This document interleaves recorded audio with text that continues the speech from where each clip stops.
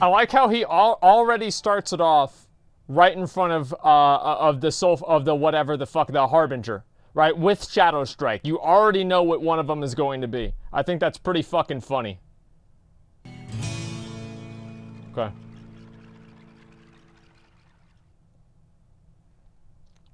Worse items equal slash inspire. No. Wait, Thunder Fury? Well, Thunder Fury's good. What are you talking about? Okay. Oh, that's actually fucking badass. Damn.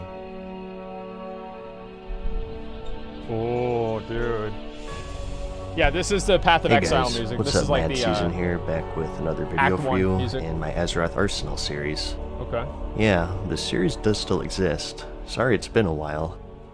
Usually for these, I like to show off the best of the best weapons. Ones that have been firmly established in the lore as these mythical items wielded by only the most powerful figures.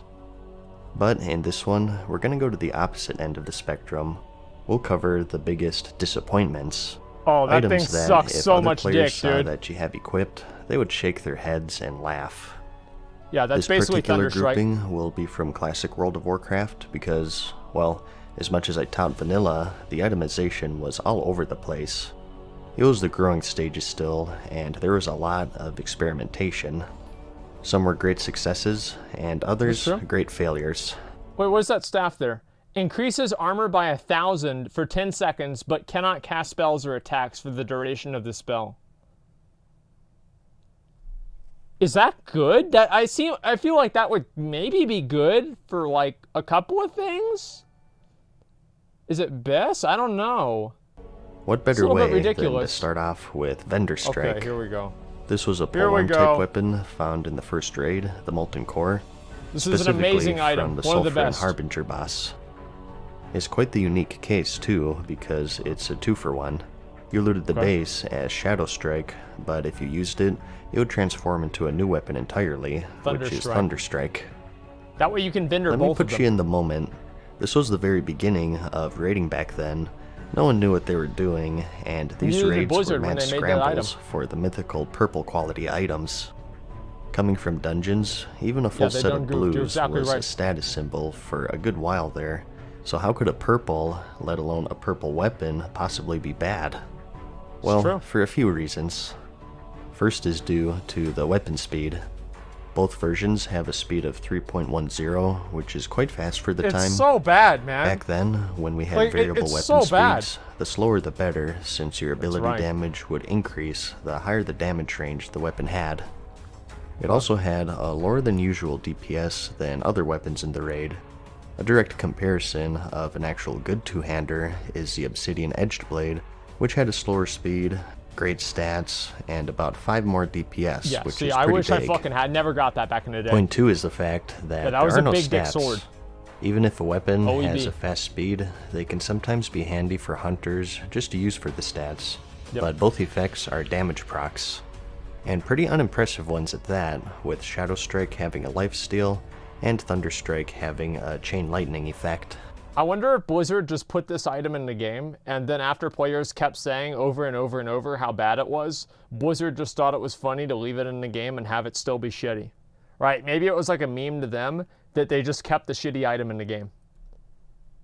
And lastly, it's simply because they're polearms, one of the least used weapon types in the game at that point. 3.1. Only a few classes could even wield. What weapon is that, boys? Tell me what weapon that is. Anybody that doesn't know what weapon that is banned in chat.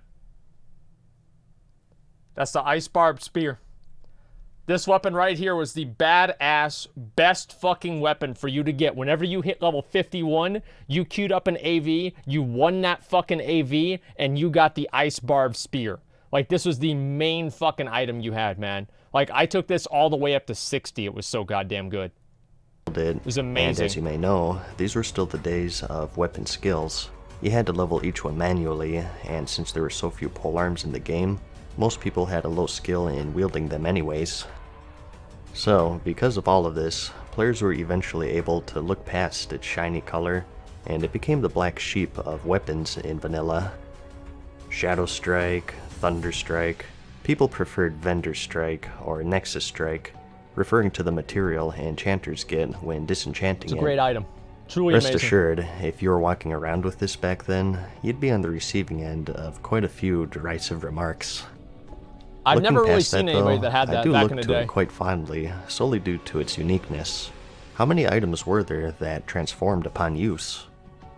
Off the top of my head, there's just Anathema and Benediction, It's like a few. which were the pre-staves. I don't know when that was. So, although it sucked, it did have that redeeming quality of being unique and interesting, I thought. Okay. Something that just plain sucked, though, was the Lion Horn of Stormwind. A trinket, which when struck in combat, has a 1% chance of increasing all party members' armor When the at fuck was that? 250. That's An item exactly so what I was bad, thinking. What it the even has a fuck is grammar this? mistake in its description. And like, I feel kings like would I be don't- Yeah, I don't really even good know what on item that both our was. level 32 On the pets. pets. It was so long Yep, ago. that's exactly what I was thinking. Holy shit. Really need to explain just why this is so horrible, Okay. but I'll do it anyways.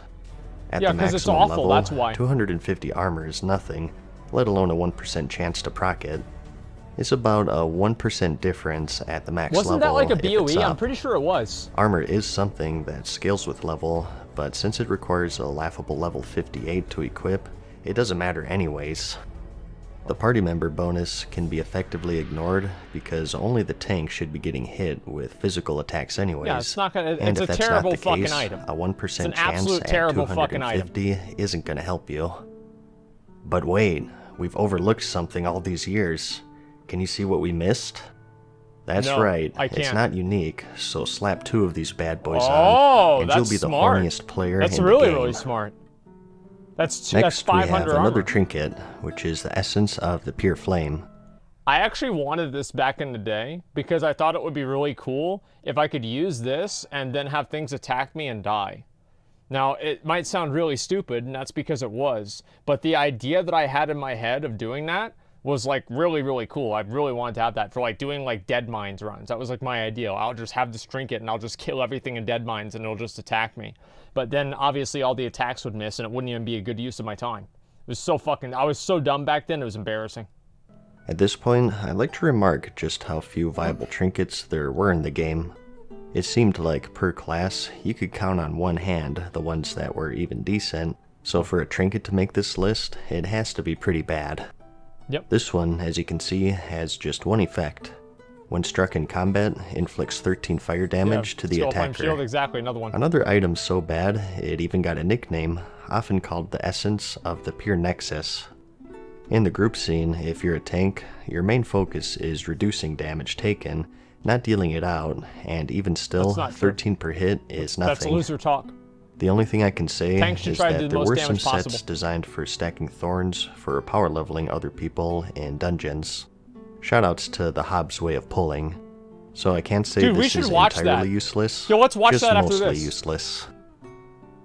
Next though, we have something that really is useless. Oh boy. It's not an actual item, Oh so it may boy. be considered Yeah, cheating. this was great. But something that used to happen back in the day was that Shaman set pieces could drop for the Alliance, Mm-hmm. and Paladin pieces could drop for the Horde. Great game. Remember, Amazing it wasn't game. until the Burning Crusade that both factions could roll both classes, so there's not even an argument here. These items would literally be useless if they dropped for the wrong faction. Okay. It's kind of hard to believe. Stuff like that would never pass today, but it actually happened. Plenty of stupid shit like that happens nowadays in WoW. Like, I like everybody to say that, like, oh, Blizzard always made dumb shit mistakes back then.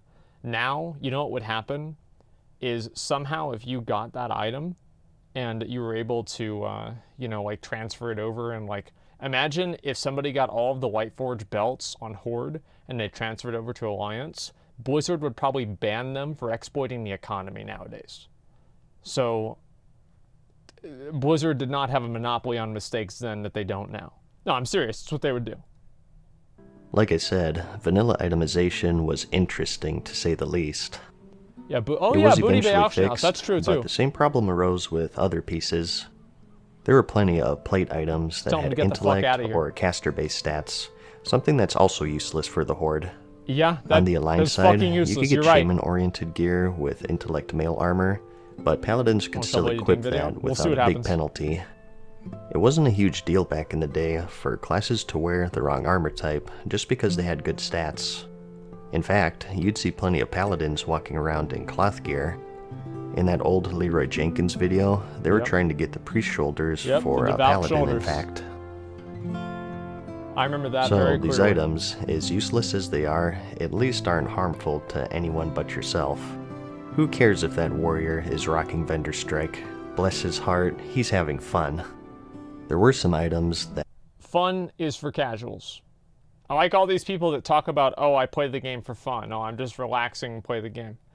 If you worry so much about having fun, like usually, I mean, there are some, you know, especially when you're getting like really, really high min-maxing and there's things that aren't really very fun, but it's still the meta, you have to do it.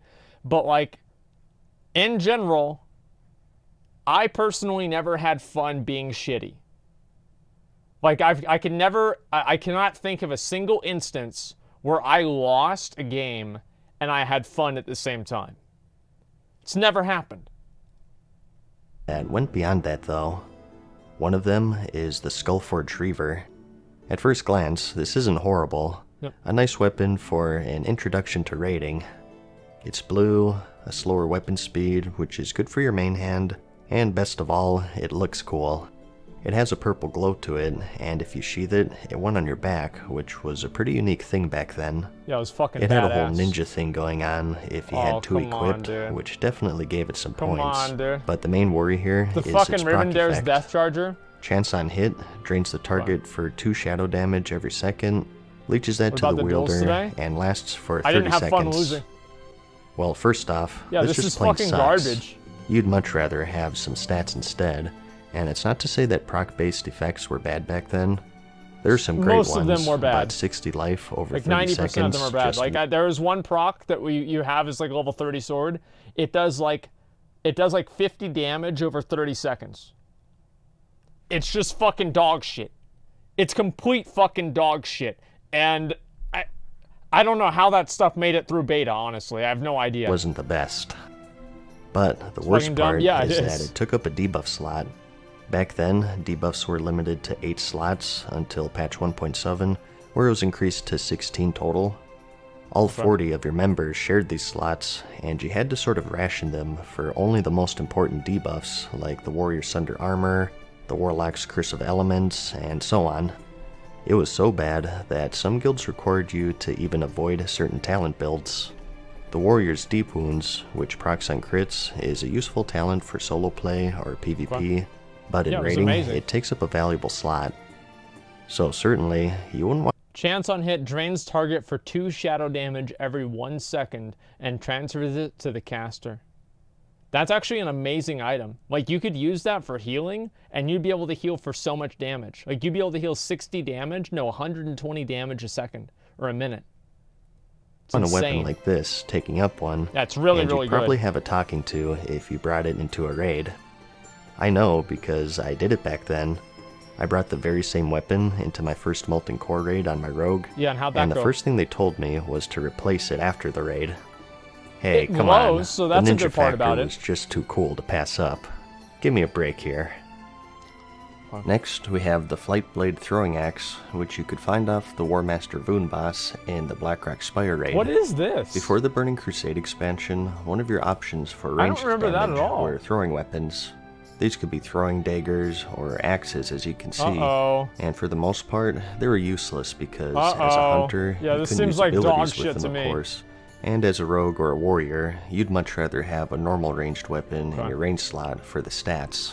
And also because you could never exhaust those. These throwing weapons had a certain amount of charges on them, and when you exhausted them, they were gone forever. I think the only thing you could say is that these were faster than the... Was that actually how it would work? I don't even remember, because until about the middle of Burning Crusade, I didn't know that the weapon, your ranged weapon, would calculate its stats onto your character. I thought it was only going to give you those stats if you had it equipped. So I had a gray gun until like level 70. Like I did. I had no idea. because I thought it would only work if I had the gun out. And I was like, well, I never take the gun out anyway, so what's the point in getting a new gun? Who cares? And yeah, I just kept this gray, like, level 17 gun. And I remember I have a screenshot of this in, I think it's like in UBRS or something. I was absolutely dog shit. Normal ranged weapons, so maybe slightly more convenient for pulling. But other than that, having this drop off of the boss was the equivalent of getting socks for Christmas. And lastly, we have the Spire of the Stone Shaper. First off, another weapon that's quite unique, but also quite worthless. Even worse, actually, because it can get you killed. Quite easily, in fact. On use, increase your armor by 1,000 for 10 seconds, See, this is a PvP but you can't right cast here. spells or attack during the duration of the spell. It's bad. Next item. What? Okay, I guess I should at least explain why this is bad. Well, first, let's look at the targeted clientele. Tanking druids would be the most reasonable choice, I think. Yeah, that's a flag carry something you staff. gotta understand with classic tanking is that threat was actually really hard to get. That's very true. It's one of the reasons why warriors were the best tanks. It's because they had a huge arsenal of taunts and threat generators at their disposal. Druids, on the other hand, along with paladins, found it much harder to hold aggro on everything other than single target. So, basically pacifying yourself for 10 seconds is like the last thing you want as a tank. The armor doesn't matter if nothing's hitting you. That's right. And that's not even just for tanks. Can you think for any staff-wielding class why you'd want to basically stun yourself for 10 seconds for a little added physical defense? Well, because they can't hit you. And worst of all, when you use it, it's a debuff, so you just can't click it off. Oh! I mean, I think it's appropriate since it does more harm than good, but still, that's pretty hardcore. Yeah, that actually is a really shitty item. So, for all intents and purposes, let's just call this one the Spire of the Group Wiper. I actually really like that. Like that some items are basically just traps, and so you can tell if a bad player, if somebody's a bad player or not. Because like if they have this weapon, if they have like Shadow Strike, if they have like that rogue sword, you just know, like, okay, boom, there it is. That guy sucks dick. You automatically know it. You don't even have to inspect him or read his fucking name. You just look at what's on his back and you're like, that's an idiot. And I actually like that. It was kind of good. Now, obviously, it sucks whenever you loot one of these items, but it makes things a little bit more exciting.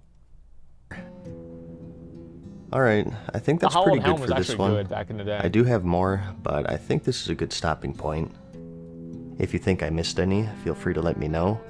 Like I said, most of them are going to be from Classic, just because everything was still new, and even the developers didn't fully know what they were doing still. I'll try to do this series more, as I still have a lot to talk about, so if you decide to join me, I'll see you then. I hope you found the video interesting or entertaining. Like it if you liked it, and I'll see you in the next one. Peace. There were so many items like that. There were even items like that in BC and Wrath that were just fucking dog shit for now, that nobody ever wanted. We hope you enjoyed today's video. See you again soon. That was a good video. All right, we will watch the Hobbs one, okay? I really like that a lot. I feel like there are probably a few other examples of like really, really bad weapons, but I can't